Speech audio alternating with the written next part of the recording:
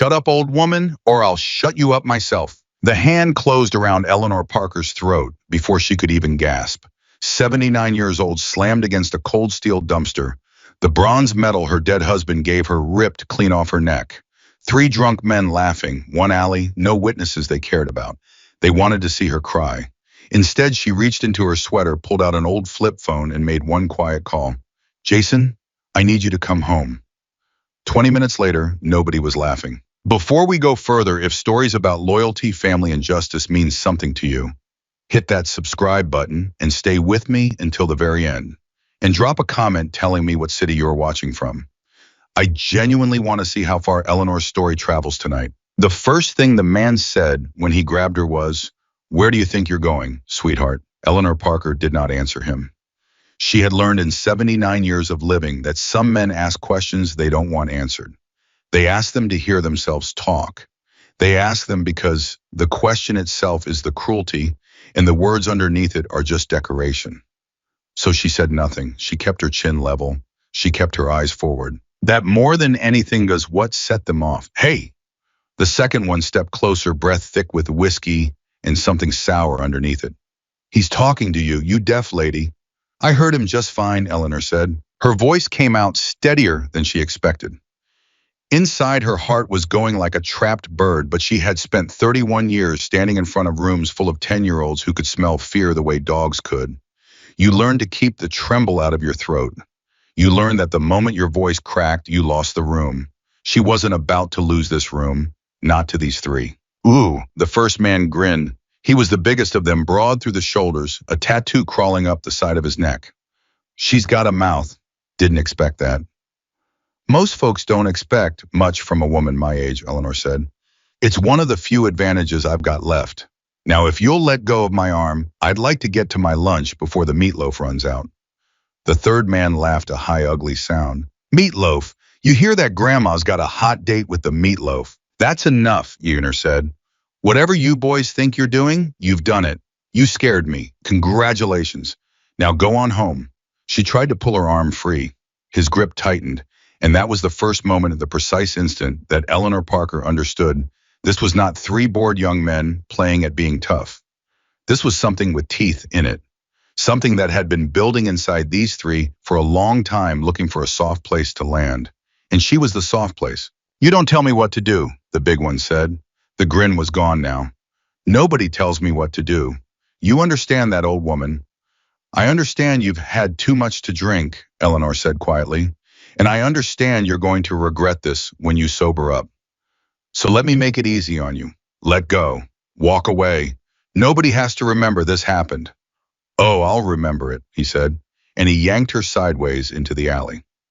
She stumbled. Her hip caught the edge of a crate, and a white spike of pain shot up her side, and for a moment the world tilted, and she had to put her hand against the brick to stay on her feet. "Please," she said, "I have arthritis in that hip. Should have thought about that before you opened your mouth." They had her boxed in now. The brick wall behind her, the dumpster on one side. The 3 of them fanned out in front, blocking the mouth of the alley, blocking the daylight, blocking the world. Eleanor's mind did something strange in that moment. It went very calm and very clear the way it used to during fire drills, when she had to count 30 children twice and get them all out the door in under 2 minutes. Panic was a luxury. Panic was for later. Right now, she just had to think. "My purse is in my bag," she said.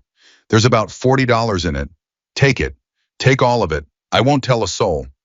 "We're going to take it anyway," the third man said, and snatched the bag off her shoulder, hard enough to spin her halfway around. She heard them rifling through it, heard her keys hit the pavement, heard her reading glasses crack under somebody's boot.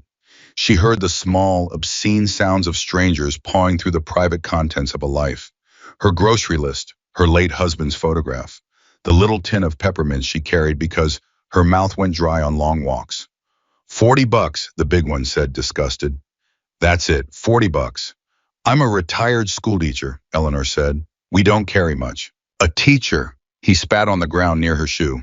"My 3rd grade teacher used to crack my knuckles with a ruler." "You crack kids' knuckles, Grandma." "No," Eleanor said. "I never raised a hand to a child in my life." "Bet you wanted to." "No," she said again. "I wanted to help them. That was the whole job. That was the only job. Something flickered across the big man's face then just for a second. Something old and bruised and angry. And Eleanor, who had spent her whole career reading the faces of children who came to school hungry and frightened and unloved, recognized it instantly. This man had been a boy once that nobody helped. And somewhere along the line, that boy had decided the whole world was going to pay him back.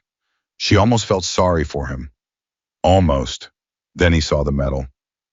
It had come loose from under her sweater in the struggle, a heavy bronze medal on a worn chain hanging now in plain sight against the front of her cardigan.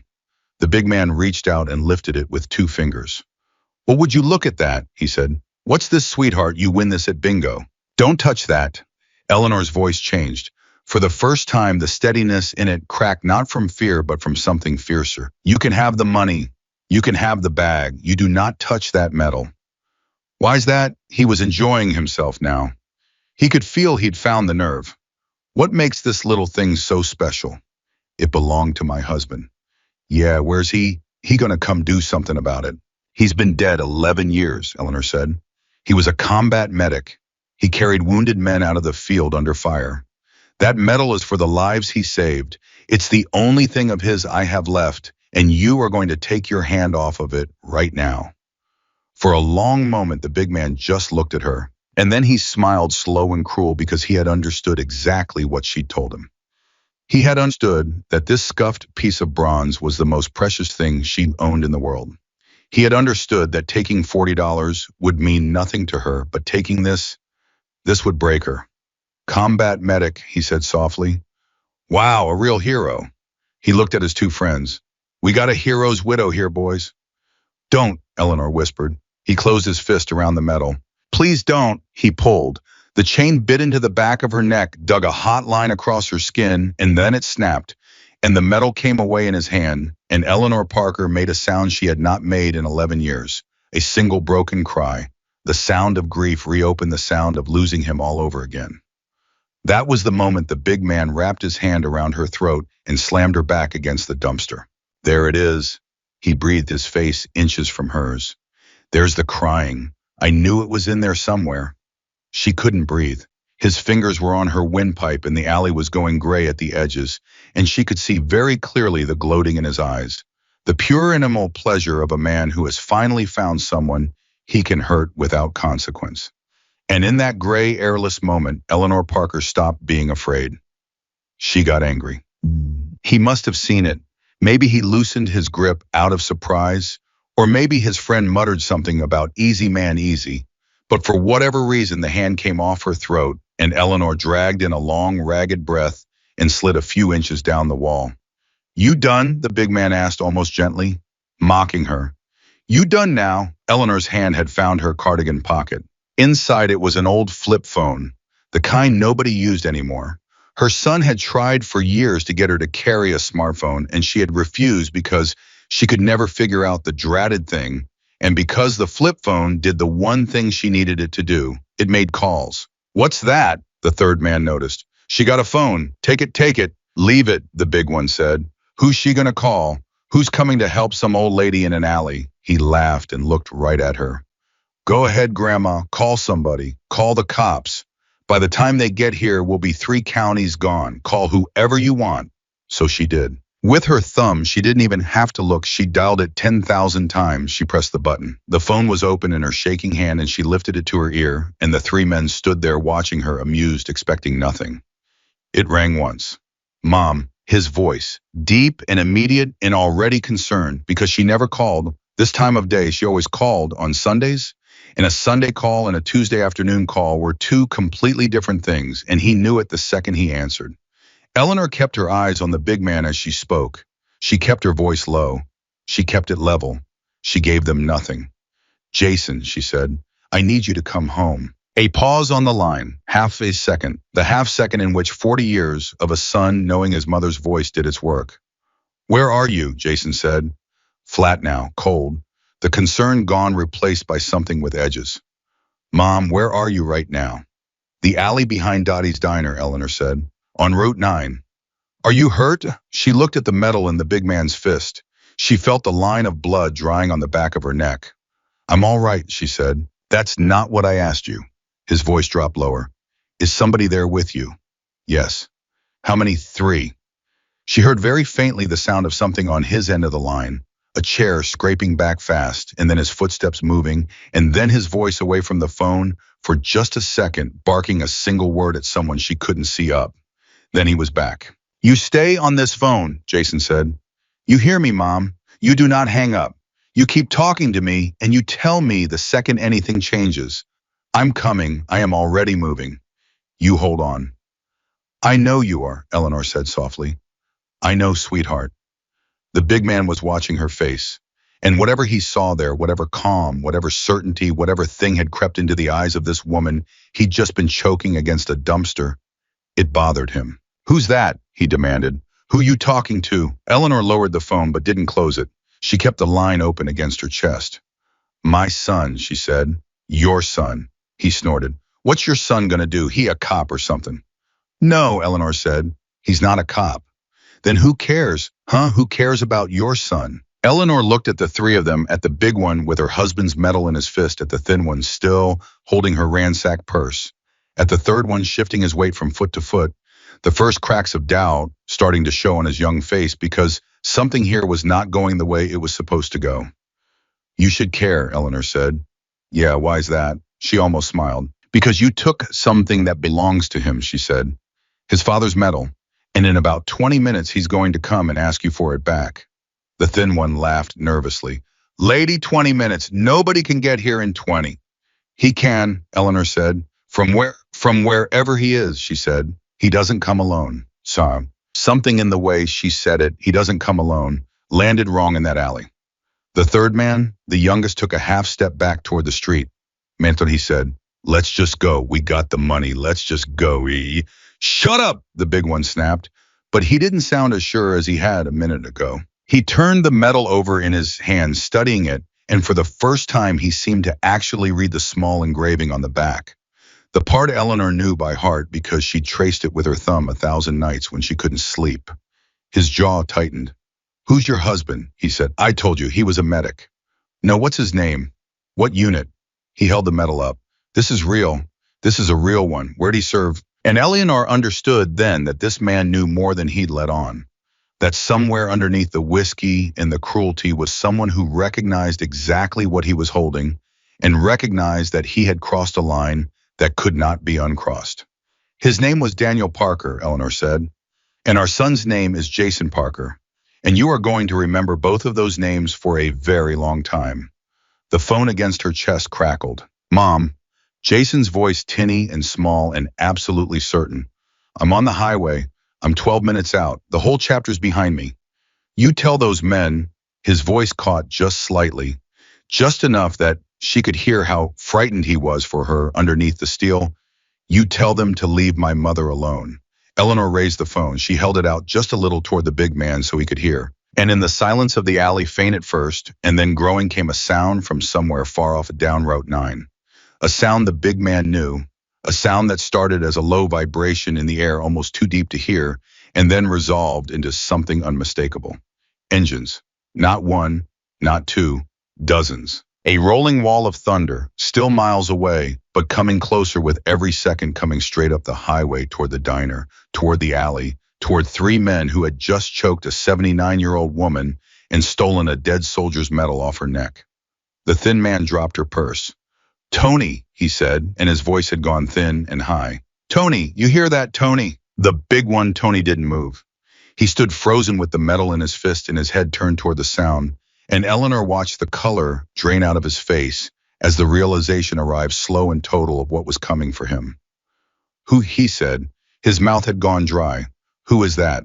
Eleanor closed the phone. She straightened up against the dumpster, slow and careful, one hand on her aching hip, the line of dried blood dark against the back of her neck.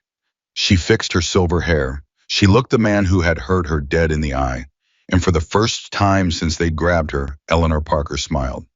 That, she said, is my son coming home. Orchestrated dramatic narrative continuation, void dialogue, heavy storytelling, but psychological depth. Orchestrated dramatic narrative continuation, Void dialogue, heavy storytelling, but psychological depth. The sound of those engines did something to Tony that Eleanor would remember for the rest of her life. He had been a man with a fistful of stolen bronze, 1 second, in the next. He was just a frightened animal listening to something coming up the highway that he could not stop and could not outrun. Hang up, he said suddenly. Call him back. Tell him to turn around. Eleanor looked at the closed flip phone in her hand. No, she said. Tell him it was a mistake. Tell him. Tony's words were tumbling over each other now. Tell him we didn't touch you. Tell him you fell. You hear me? You fell down and we helped you up. That's not what happened. I don't care what happened. His voice cracked on the last word, and that crack told her everything. The cruelty had been a costume. Underneath it was a coward, and the costume was coming apart at the seams. You tell him we helped you, or I swear to God. Or you'll what? Eleanor said quietly. He stopped, because there was no answer to that.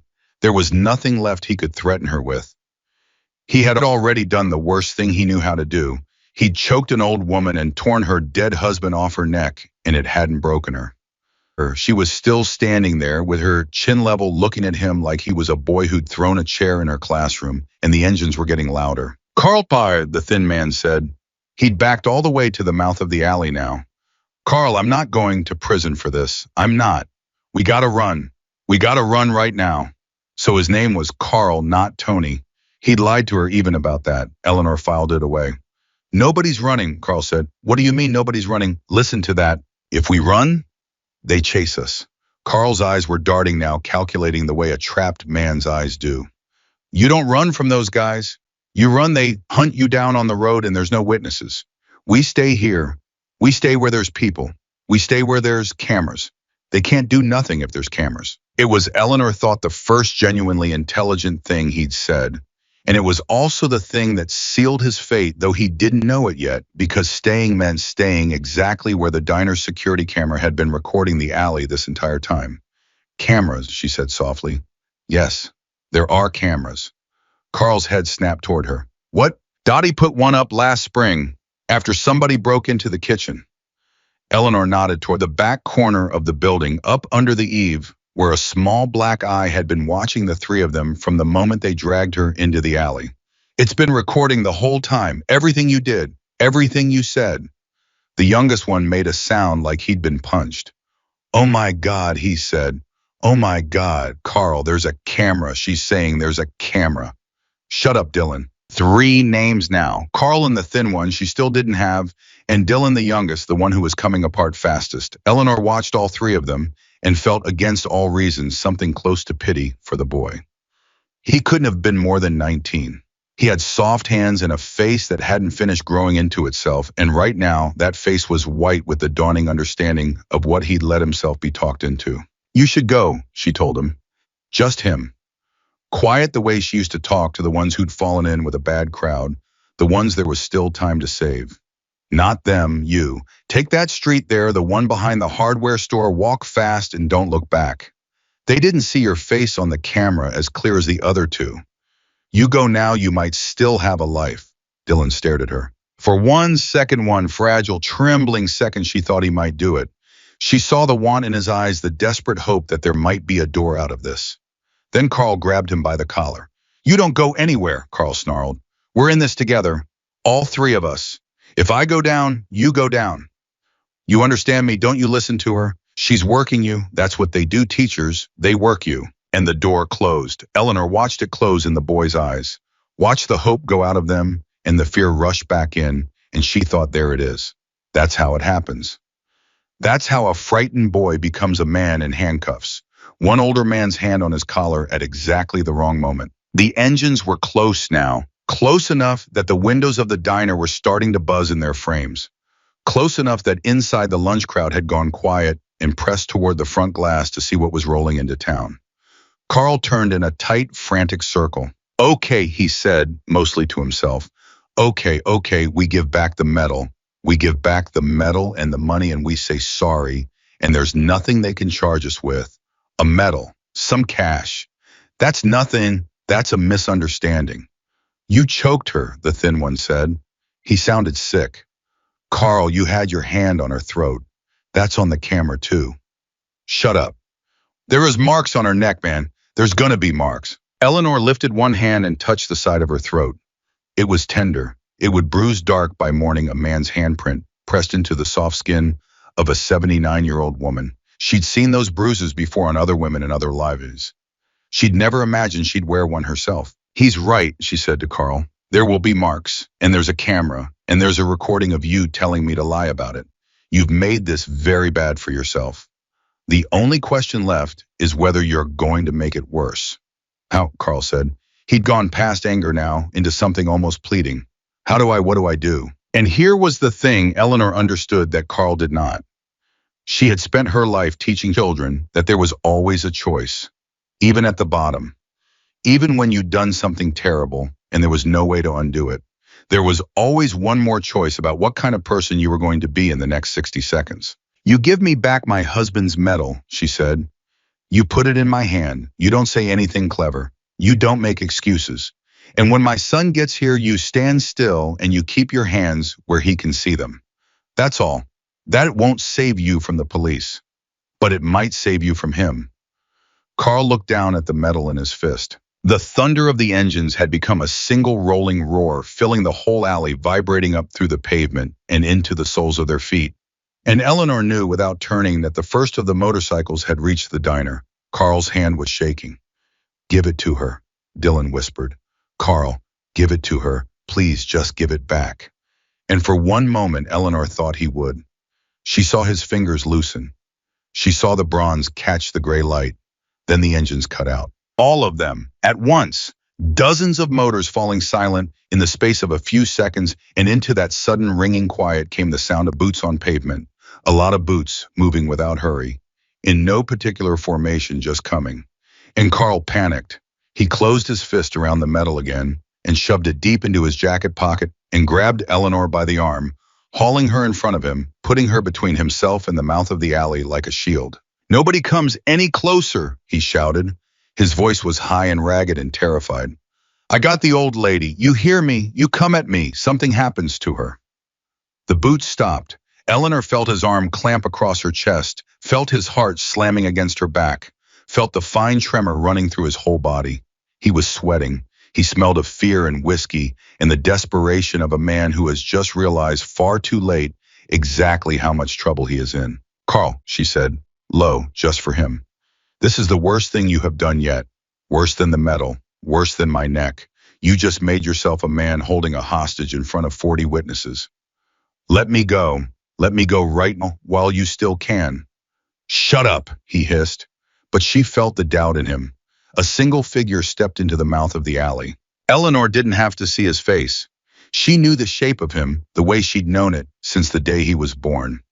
Broad through the shoulders, gray now where he'd once been dark, standing very still with the late afternoon light behind him and 40 silent men at his back. Jason, she said, and her son's voice came back to her, steadier than it had any right to be, soft enough that it should have been impossible to hear, and yet carrying down that whole alley like a struck bell. I'm here, Mom, Jason Parker said. I told you I'd come. Carl's arm tightened. You stay back. I mean it. You take one more step. What's your name? Jason said. It wasn't what Carl expected. He faltered. What? Your name? The man with his arm around my mother. I'd like to know your name. It's why do you? Because in about a minute, Jason said, and there was nothing in his voice now, nothing at all, which was somehow more frightening than any amount of rage. You're going to take your arm off of my mother and step away from her. And after you do that, the police are going to come and they're going to write your name down on a piece of paper. I'd just like to be sure they spell it right.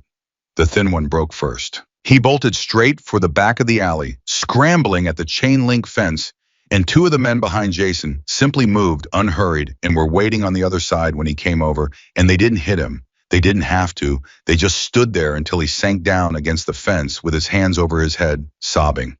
One, Jason said quietly. Dylan didn't run.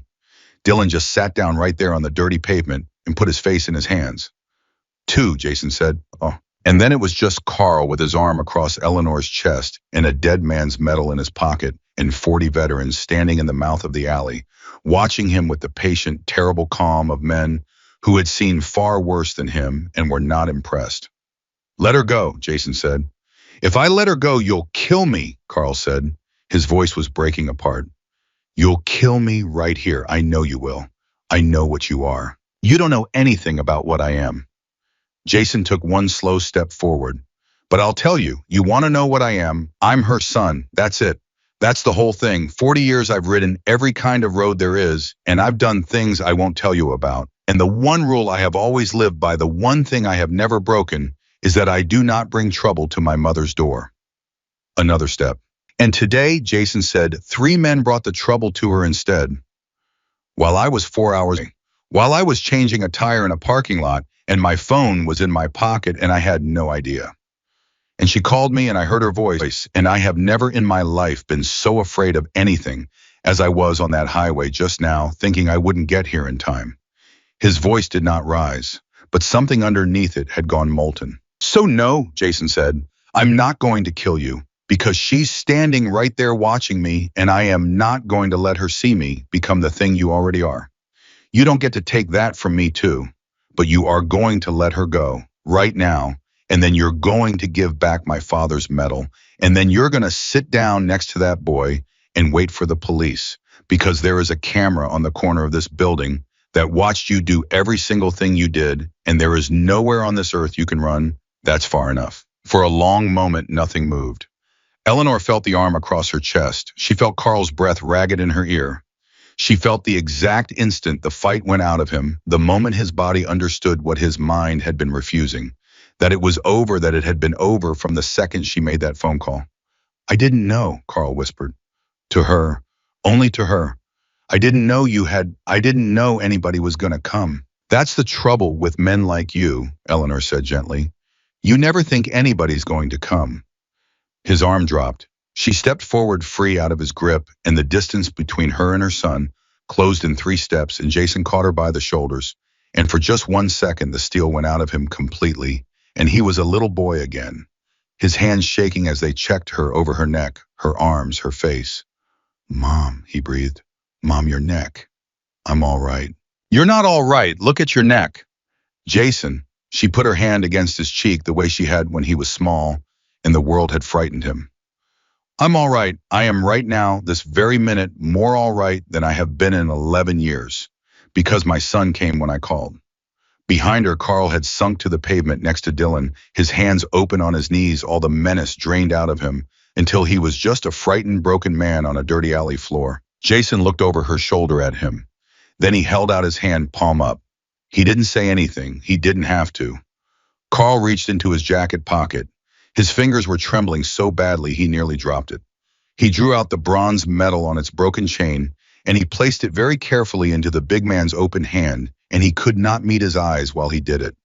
Jason looked down at the medal for a long moment. It was the medal his father had worn, the medal that had hung on the wall of his childhood home, the medal his mother had clasped around her own neck the day they buried him and had worn every single day since 11 years of it, so that some small weight of the man she loved would always rest against her heart. Jason turned to his mother. And the toughest man in 3 states, the president of a chapter that grown men crossed the street to avoid, knelt down on the filthy pavement of that alley in front of 40 of his brothers, and with hands as gentle as a father lifting a newborn, he reached up and fastened his father's broken medal back around his mother's neck, holding the snapped ends together where they belonged. There, Jason said. His voice wasn't steady anymore. There, right where it goes. Eleanor pressed her hand over the bronze over her heart and closed her eyes. And in the silence of that alley, with 3 would-be tough men weeping on the ground and 40 hardened veterans standing with their heads bowed and their hands folded in front of them like men in a church, the only sound was the sound of an old woman finally quietly beginning to cry, not from fear, not from pain, but from the oldest and deepest relief there is in this world. The relief of a mother who called and was answered. The crying lasted only a moment. Eleanor Parker was not a woman who let herself fall apart for long, even with her son's arms around her, even with the worst of it over. She wiped her eyes with the back of one trembling hand, straightened her cardigan, and said the most ordinary thing in the world. Somebody should call the police. Jason almost laughed. It came out of him, broken and surprised, half a sob.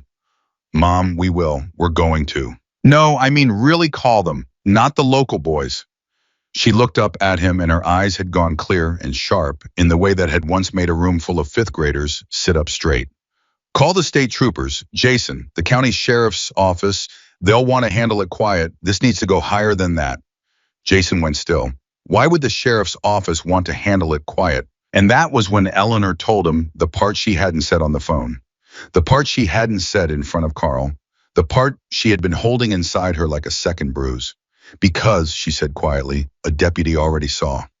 The words landed in the alley like a stone dropped into still water. Jason's whole body changed. The relief drained out of his face and something colder moved in behind it. Say that again. When they first grabbed me, out front before they pulled me back here. Eleanor's voice was steady, but her hand had found the metal, again pressing it against her chest the way she did when she needed to hold on to something. There was a patrol car parked across the street. At the gas station, a deputy was sitting in it. He watched these three follow me to the door. He watched the big one put his hand on my arm. I saw him see it, Jason. I looked right at him. And he did what? He rolled up his window, Eleanor said, and he looked down at his phone, and he drove away. For a moment, Jason didn't speak. The men behind him had gone very quiet, and Eleanor understood that they had all heard and that something had shifted in the air. Because these were veterans men who had carried each other off of battlefields. Men whose entire creed was that you do not leave a body behind. And the idea of a man in uniform watching an old woman get dragged into an alley and choosing to drive away was to them a particular and unforgivable kind of sin. What did he look like? Jason said. Jason. What did he look like, Mom? Heavy set, maybe 50, mustache? She paused. His car number was on the side. I read it. I've still got it. She tapped her temple. 31 years of taking attendance. I don't forget a number. A younger man near the back, lean and quiet, a navy patch on his vest, stepped forward without being asked. Boss, you want me to make some calls? Not yet. Jason was looking at the three on the ground. At Carl slumped against the wall. At Dylan still hiding his face. At the thin one folded up against the chain link. First things first. Tank, he nodded at a mountain of a man near the front. You and Reyes stand on these three. Nobody touches them. Nobody so much as raises his voice at them. We are not the story here today, you understand me. They are. The minute one of us lays a hand on one of them, they get to be victims, and I will not give them that. Not 1 inch of it. Understood, Tank rumbled. And Eleanor watched her son do the thing that more than the engines and more than the 40 men told her exactly who he had become out there on the road all these years. He did not let the rage have him. He stood in the center of an alley with the men who'd hurt his mother helpless on the ground in front of him, and instead of revenge, he reached for the law. You, Jason said, pointing at Dylan, look at me. The boy lifted his face. It was streaked in red and very, very young. How old are you? 19, Dylan whispered. 19. Jason crouched down slow so he was at eye level with him, and his voice dropped into something Eleanor hadn't heard since Jason was a young father himself. You ever been in trouble before today? No, sir, I swear. Carl said it was going to be a joke. He said, we'd just scare her a little, get some beer money, he said. Old people are easy. They don't fight back. They don't even call anybody. Dylan, Carl's head came up. Shut your mouth. He had his hand on her throat. Dylan screamed it suddenly, the dam breaking all at once. You had your hand on her throat, Carl. That wasn't a joke. I told you to stop. I told you. He dissolved, his whole body shaking. I'm sorry. I'm so sorry, ma'am. I'm so sorry. Eleanor took a step toward him. Jason's hand came up at once, Mom, no, but she pressed past it the way she always had, and she stood over that broken boy and looked down at him with the face of a woman who had spent her life believing against all the evidence the world kept handing her, that people could be more than the worst thing they'd done. Look at me, Dylan, she said. He looked. You're going to go to jail, she said. There's no way around that now. You made a choice today, and there's a price, and you're going to pay it. I won't lie to you and say you won't, but I want you to hear me because nobody else is going to tell you this, and you need to carry it with you in there. She leaned down a little. It is not too late to become a different man than the one who walked into this alley. Do you understand me? You're 19. You have your whole life. What you do with it after this, that part is still yours. Don't let him, she didn't even look at Carl, or anyone else in there tell you different. Dylan stared up at her like she'd struck him, and then helplessly he nodded. Thank you, he whispered. Why are you being? Because once upon a time, I taught 100 boys just like you, Eleanor said, straightening up with a hand on her aching hip. And the only ones who ever turned out all right were the ones somebody refused to give up on. I'm too old to start giving up now. She turned away from him, and the alley was silent, and even Tank the Mountain had to look at his boots and clear his throat because there is a kind of mercy that's harder to watch than violence. It was Jason who broke it. He stood and he pulled his phone out, and he made the call himself, not to the local sheriff, but to the state police barracks 2 towns over, where he asked by name for a captain. He apparently knew a man he called Sully, and Eleanor understood from the easy familiarity in her son's voice that the world Jason lived in was wider and stranger than she had ever let herself imagine. Sully, it's Jason Parker. A pause. Yeah, it's been a while. Listen, I'm not calling about anything you'd lose sleep over. I'm calling because 3 men assaulted my 79-year-old mother in an alley behind a diner on Route 9 about half an hour ago, choked her, robbed her, tore my father's service medal right off her neck. Another pause longer. Jason's jaw worked. Yeah, it's all on a diner security camera, clear as day. And Sully, there's one more thing, and this is the part I need you for. There was a county deputy parked across the street. He watched the whole front end of it go down and he drove off. My mother read his car number.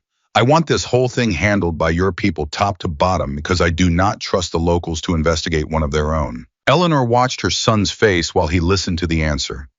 She watched something settle in him, relief, and something harder underneath it. Thank you, Jason said. We'll be right here. Nobody's going anywhere. He hung up. He turned to his mother. State police are rolling. Captain Sullivan himself is coming. And Mom, he hesitated. Sully says the car number you've got, that's not a deputy's number. That number's assigned to a sergeant, a supervisor. Eleanor absorbed that. A supervisor watched it happen. A supervisor watched it happen and drove away, Jason said. And now a state police captain who owes me a favor from a long time ago is going to find out why. So whatever this is, and I think it's more than 3 drunk idiots and 1 lazy cop, it's about to get pulled all the way up into the light.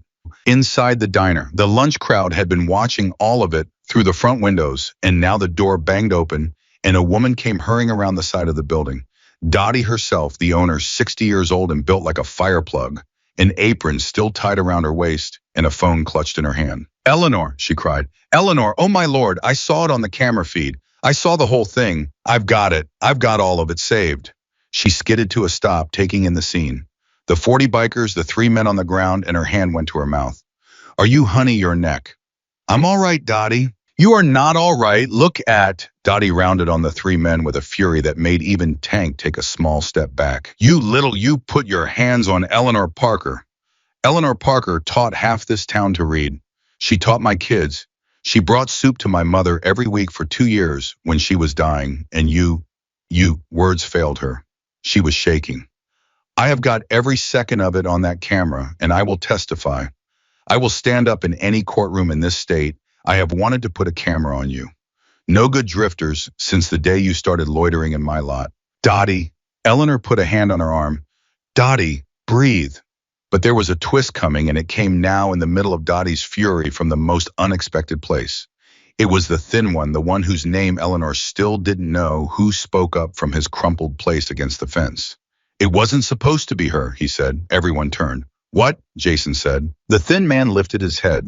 He was older than Dylan, maybe 30, with the gray, sunken look of a man who'd been running from something for a long time. It wasn't supposed to be her. The old lady. We weren't Carl picked her.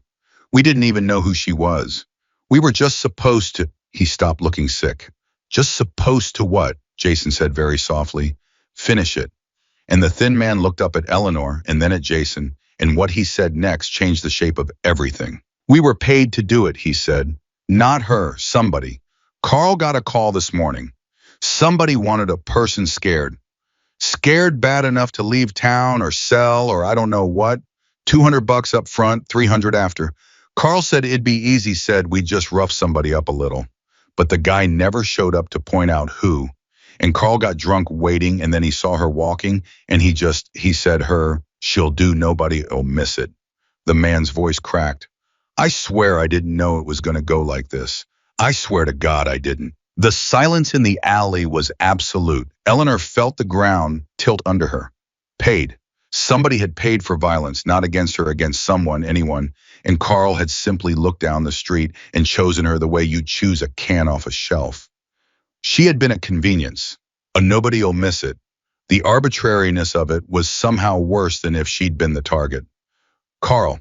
Jason didn't raise his voice. Is that true? Carl said nothing, but his face said everything. Who hired you? Jason said. He didn't say a name, the thin man answered. Carl talked to him. Carl's got the number. On his phone. The guy texted him this morning. Shut your mouth, Carl said, but it was a whisper now, all the air gone out of him. Jason looked at Carl's jacket pocket. Then he looked at his mother. Then he looked back at the three of them, and something cold and certain had come into his face. Don't touch his phone, he said to his men. Don't touch anything. We leave every bit of it for the troopers. But I'll tell you this. He crouched down again in front of Carl, this time close, and his voice was almost gentle, which was the most frightening thing of all. You came into my mother's town to scare a stranger for $500, and you choked my mother instead, and you just got yourself in front of 40 witnesses and a security camera. That's bad. That's the worst day of your life. But it's not the worst part for you. He leaned in. The worst part is whoever hired you is still out there. And when the state police pull that number off your phone, they're going to find him. And he is going to find out that you got caught. And men who pay strangers to hurt people, Carl, they don't love it when the strangers they hired get caught and start talking to the police. Carl's face had gone the color of ash. So if I were you, Jason said, straightening up, I'd tell the troopers everything. Every word, as fast as you can, because the only safe place for you now is in a cell telling the truth. And that, he almost smiled, is the strangest mercy I ever offered a man who hurt my mother. In the distance, faint and rising, came a new sound, not the thunder of motorcycles this time, but the high, clean wail of state police sirens coming up. Route 9, 2 cars, then 3, then more. And Eleanor Parker stood in the middle of it all with her dead husband's medal pressed against her heart and her living son's hand on her shoulder, and understood that what had started as 3 drunk men in an alley had just become something far larger, reaching out into the dark toward a stranger. None of them had ever seen the man who'd put money down to have somebody hurt, and who did not yet know that the somebody had a son and that the son had come. The state cars came in fast and stopped hard, and the man who climbed out of the first one was tall and silver-haired, and moved with the unhurried authority of someone who had spent 30 years being the calmest person at every scene he ever walked into. He took one look at the alley, the 40 bikers standing in loose ranks, the 3 men on the ground, the old woman with the bruised neck and the bronze medal, and then he walked straight to Jason and put out his hand. Jason Parker, Captain Sullivan said. Long time. Sully, Jason took the hand. Thanks for coming yourself. You said the words old woman and choked, and metal torn off her neck in the same sentence. I'd have come if I was off duty with the flu. Sullivan turned to Eleanor, and his whole manner changed softer, careful the way good men learn to be around someone who's been hurt. Ma'am, Captain Dan Sullivan, State Police. I'm so sorry this happened to you. Are you able to talk to me a little, or do you need the medics first? We've got an ambulance 2 minutes out. I can talk, Eleanor said. I don't need an ambulance. With respect, ma'am, somebody's going to look at that neck, whether you want it or not. But it can wait till after we talk. He pulled out a small notebook, not a phone, an actual paper notebook, and Eleanor decided then that she liked him. Tell me what happened, in your own time, in your own words. And she did. She told it plain and unhurried, the way she'd told stories to children for 31 years, and Sullivan wrote it down without interrupting, and the only time his pen stopped moving was when she got to the part about the patrol car at the gas station. You're certain it was a sheriff's department vehicle, he said. Not state, not municipal. I taught for 31 years, Captain. I know the difference between a county star and a city patch. She told him the number. He wrote it down, and Eleanor watched his face go very still. And she knew that her son had told her the truth, that this number meant something, that it belonged higher up the chain than it should have. Thank you, Sullivan said quietly. He closed the notebook. Ma'am, I want you to know something. That part, the deputy, you let me carry that one.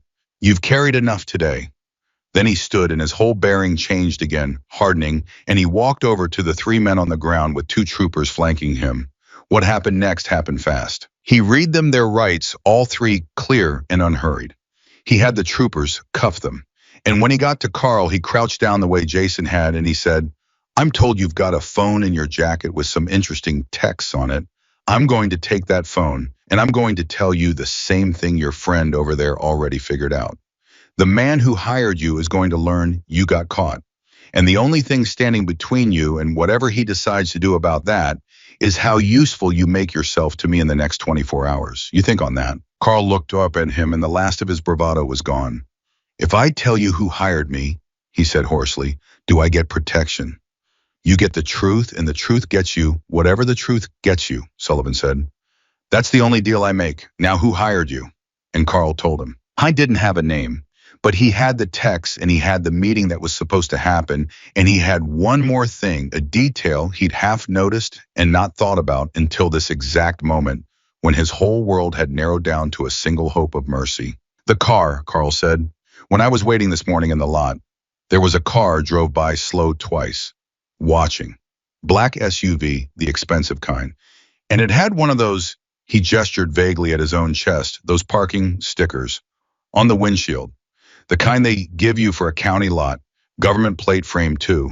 I figured the guy who hired me was somebody with money, somebody official, I don't know. I didn't think about it. I just wanted the cash. Sullivan's pen had stopped again. A government plate frame, a county parking sticker, a sheriff's supervisor who watched and drove away. Eleanor watched the pieces settle into place behind the captain's eyes, and she watched him decide in real time that this was no longer a simple assault case. Who'd you tell? Sullivan said suddenly. About the job. This morning. Before it happened. Who knew you were taking it? Carl frowned. Nobody. Just us three. And the man who hired you, how'd he get your number? Carl hesitated, and then slowly, like a man realizing he's standing on thin ice only after he's heard it crack. Through a guy I know from when I did a stint in county lockup last year. He said somebody was looking for guys who do a job, no questions. He passed my number along. This guy got a name. Yeah, I'm going to need it. Carl gave it.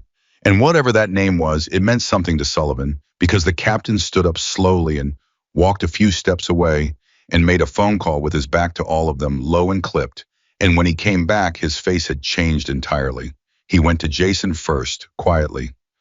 Just the two of them, but Eleanor was close enough to hear. Jason, I need to tell you something, and I need you to keep your head about it, because I know you and I know what you'll want to do.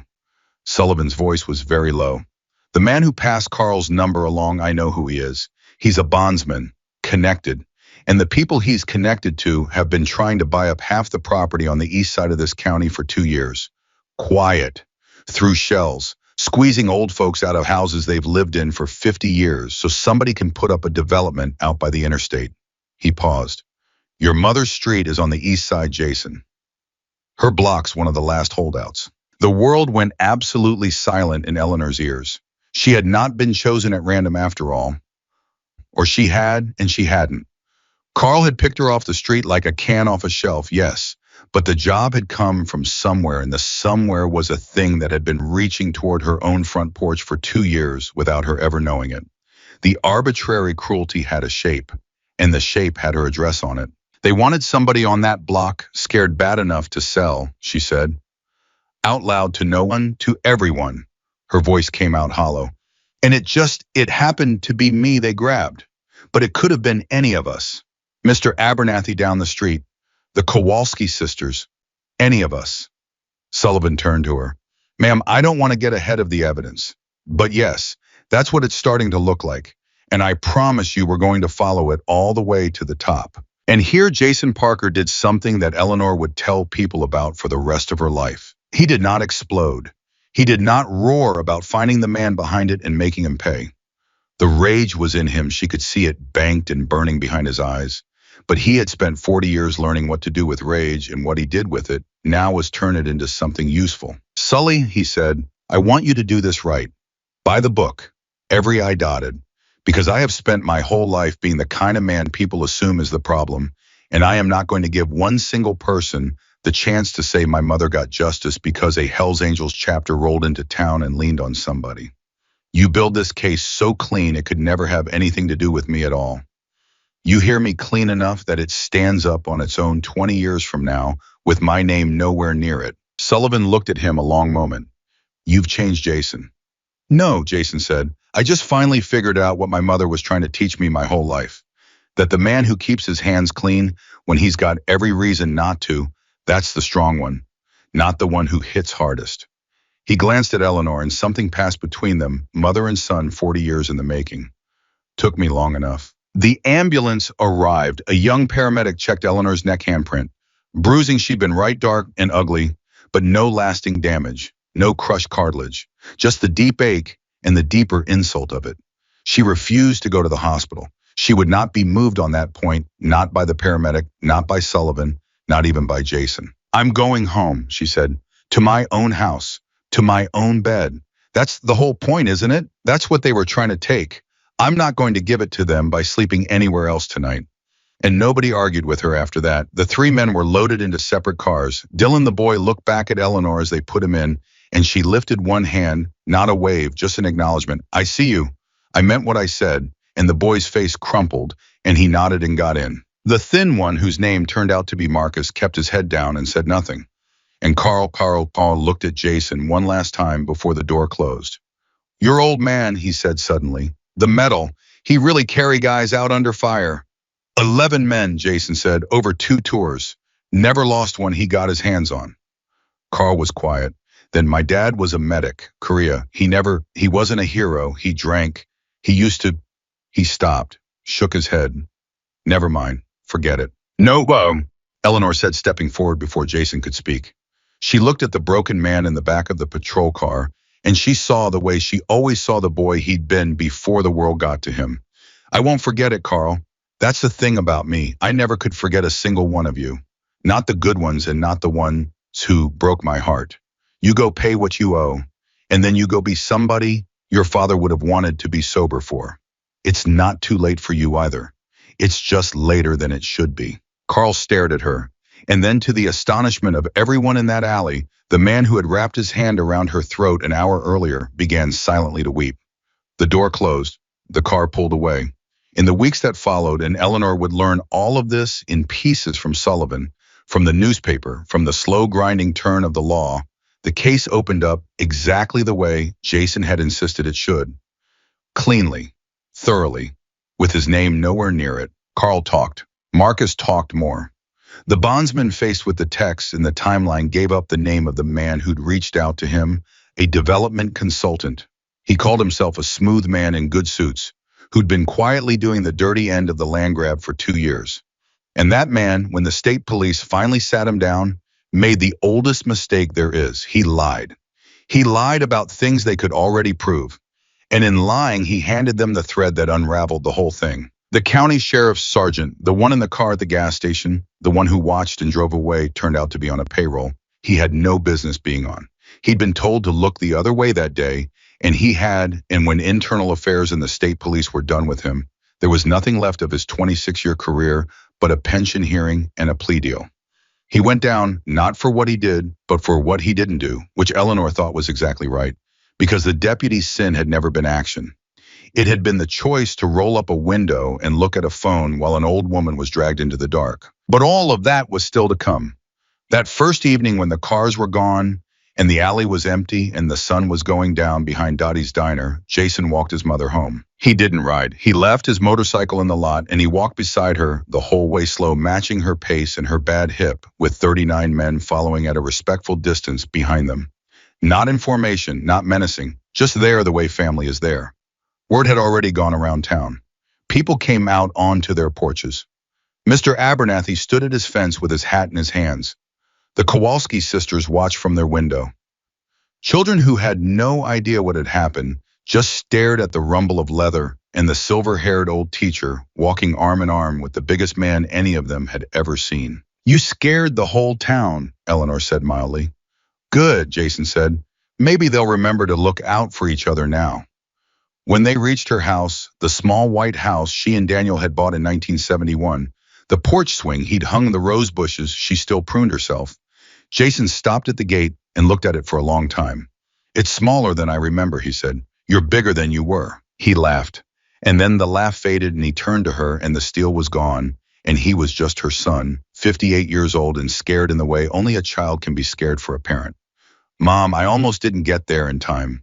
Do you understand that 4 hours away, if you called and I was a state further out, or the bikes hadn't been ready, or his voice broke. I keep doing the math. I keep figuring out all the ways I don't make it. But you did make it, Eleanor said. This time, Jason. She took his big hands in her small ones. Listen to me. I have lived 79 years. I've buried your father. I have outlived most everyone I ever loved. I am not afraid of much anymore, and I'm certainly not afraid of three drunk men in an alley, because I knew with my whole heart the second I dialed that phone that you would come. And you came. That's not nothing. That's everything. That's the thing I did right with my one life. I raised a man who comes when his mother calls. Don't you dare stand at my gate and tell me about all the ways it could have gone wrong. We're standing here, the medal's on my neck. You came, that's the only math that matters. Jason looked down at their joined hands. I want you to come live with me, he said, out west. I've got room, I've got people. I could keep you safe. And Eleanor smiled because she had known this was coming and because she had already long ago in the deepest and quietest part of her heart made her answer. We'll talk about it, she said gently. Tomorrow, over coffee. Right now I want to sit on my own porch in my own swing in the house where your father hung that swing for me and watch the sun finish going down. With you, will you sit with me? Jason Parker looked at his mother, at the bruises on her neck and the bronze on her chest and the unbreakable thing in her eyes that had brought 40 men across 3 states, and what he understood now outlast every single one of them. Yeah, Mom, he said, and his voice was thick. Yeah, I'll sit with you. And he opened the gate, and the two of them walked up the path together, and behind them the engines stayed silent, and the town watched, and the sun went down on the small white house that 3 strangers had been paid $500 to take and could not. Claude's response was interrupted. Try again. They sat on that porch until the stars came out, and Eleanor never did give Jason an answer about moving west, not that night. She let him sit beside her in the swing his father had hung, and she let the quiet do the talking. And when he finally kissed her forehead and said he'd stay in town a while, she let that be enough. He stayed 3 weeks. And those 3 weeks changed Willow Creek more than anything had in 50 years. It started small. The morning after Jason was up before the sun, and Eleanor came out to find him on his knees on her front porch with a pry bar tearing out the rotted board she'd been stepping over for 2 years because she couldn't afford the lumber to fix it. You don't have to do that, she said. I know I don't. He didn't look up. Hand me those screws. By noon, the porch was solid. By the next afternoon, 2 of his men had the sag out of her gutters, and a third had her old Buick running smoother than it had in a decade. They didn't ask permission, and they didn't make a show of it. They just saw what needed doing and did it the way Daniel used to, and Eleanor stood in her kitchen window, watching 40 hardened men fuss over an old woman's house like it was the most important assignment they'd ever drawn, and she had to set down her coffee cup because her hands were shaking. But the part that mattered, the part the town would talk about for years, wasn't her porch. It was the rest of them. Because Jason had heard what his mother said in that alley. It could have been any of us. And Jason Parker was not a man who heard a thing like that and let it sit. So on the 3rd day, he knocked on Mr. Abernathy's door, and then the Kowalski sisters, and then every other door on the east side of Willow Creek where an old person lived alone on a block somebody wanted to empty out. I didn't lead with the motorcycles. He led with his mother's name. I'm Eleanor Parker's son. You know my mom.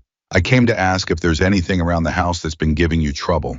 And one by one, the doors opened. By the end of that first week, the bikers had re-roofed Mr. Abernathy's shed, hauled 40 years of junk out of the Kowalski sisters' garage, fixed 3 furnaces, replaced a water heater, and driven old Mrs. Petrillo to her dialysis appointments 4 days running when her usual ride fell through.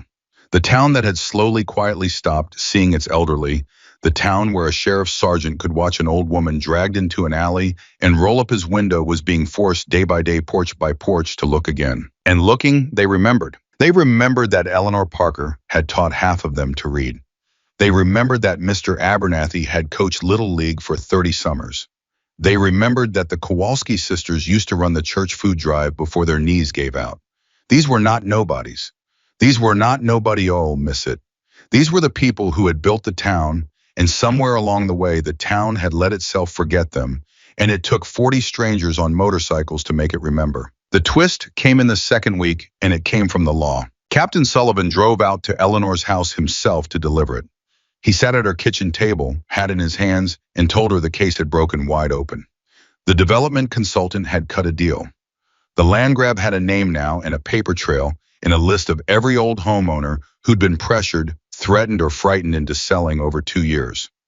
Some had already lost their houses, and the deal the consultant cut included restitution, a fund court ordered, to make whole the people who'd been squeezed. "There's something else," Sullivan said. "Your testimony, ma'am, and that camera footage. It's the thing that cracked it. If those three hadn't picked you, if they'd grabbed anybody else on that street, somebody without a son who could get a state captain on the phone, it might have stayed buried another 2 years." He turned his hat in his hands. "You understand what I'm saying. You getting hurt is the thing that saved your whole block. Maybe a dozen families get to keep their homes because of what you went through in that alley." Eleanor was quiet for a long moment. "That's a terrible way to save a neighborhood," she said finally. "Yes, ma'am, it is. But I'll take it." She touched the metal at her throat. "Daniel always said God doesn't waste a wound. Whole career patching boys up, he never once saw a scar that didn't end up meaning something. I used to think that was just a thing he said to get himself through the nights." She looked out the window to where Jason was teaching a neighbor kid how to check his oil. "Now I think he was right." And then came the boy, Dylan. It was Eleanor who'd asked about him, who'd called Sullivan and said the young one, the 19-year-old, what's happening to him? And what was happening to him was that he'd pled guilty to everything, refused a lawyer's offer to blame it all on Carl, and stood up in front of the judge and said in a shaking voice that he'd done a terrible thing to a good woman, and he wasn't going to add a lie to it. The judge, who had a mother of her own, gave him the lightest sentence the law would allow, and a long stretch of probation after, and recommended a program. A second chance threaded through a needle. Eleanor wrote him a letter, just one. She didn't tell Jason until after she'd mailed it. "Dear Dylan," it said, "I told you in the alley that it wasn't too late. I meant it then, and I mean it now. I am not angry with you. I was a teacher for 31 years, and I never once gave up on a child, and I'm too old and too stubborn to start with you. Do your time, do it honest.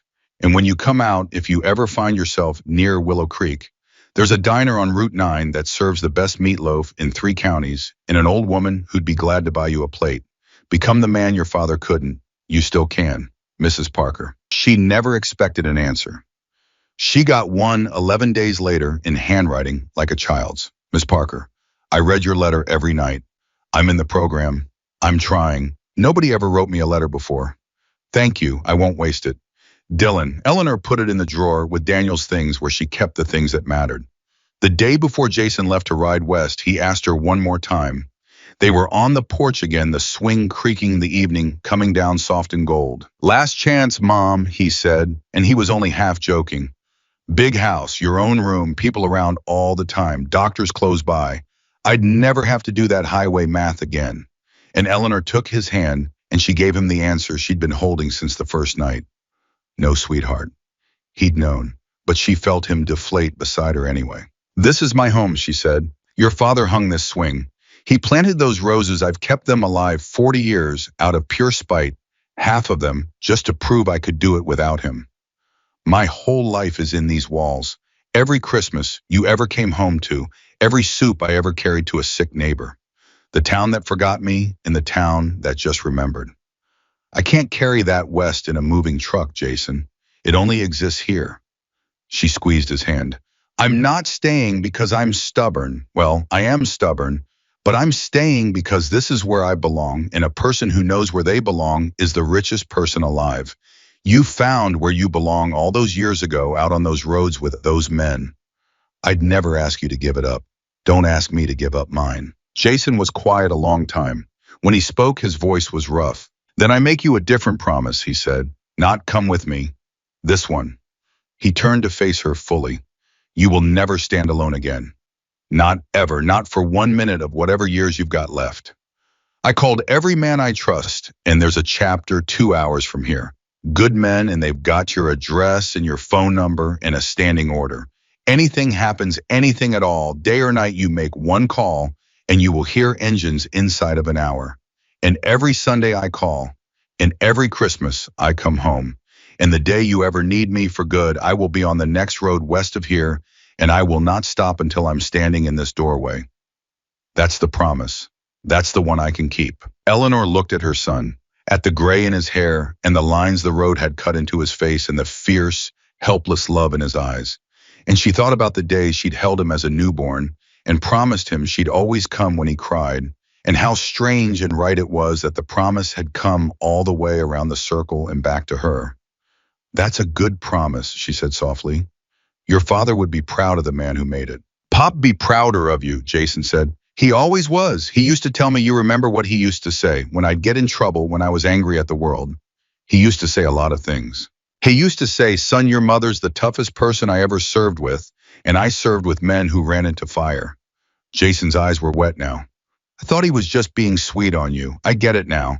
I watched you in that alley, Mom. 3 men, your neck pops metal, and you never once cracked. You just made one phone call and waited. You're the bravest person I've ever known, and I've known some brave people.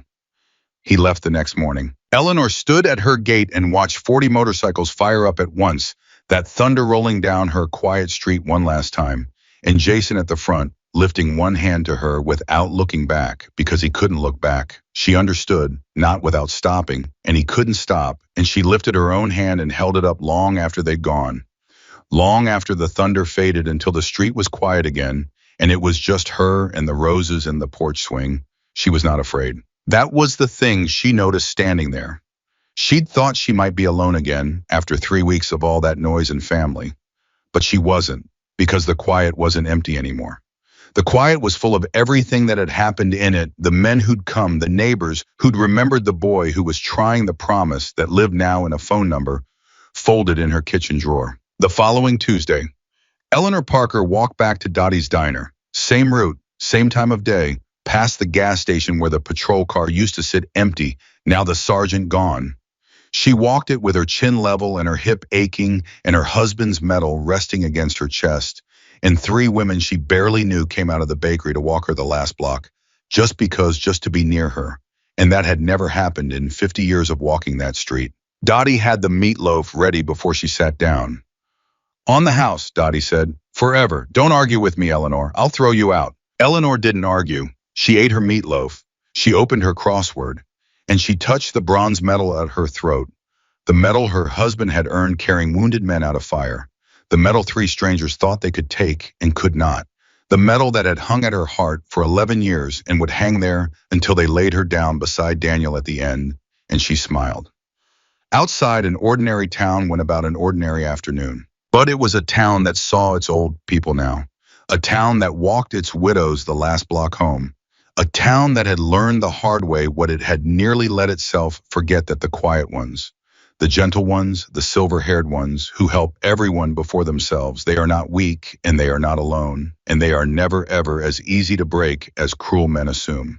3 drunken strangers learned that in an alley on a cold autumn afternoon. They thought they'd found a helpless old woman. What they'd found was a teacher, a widow, a neighbor, and a mother, a woman whose quiet dignity outweighed their cruelty, whose one phone call moved 40 men across 3 states, and whose love had raised a son who would always, always come when she called. Some bonds survive war, some survive grief, some survive every cruelty the world can throw at them. And the strongest of them all survive because family never stops coming when you call. Eleanor Parker was never alone again.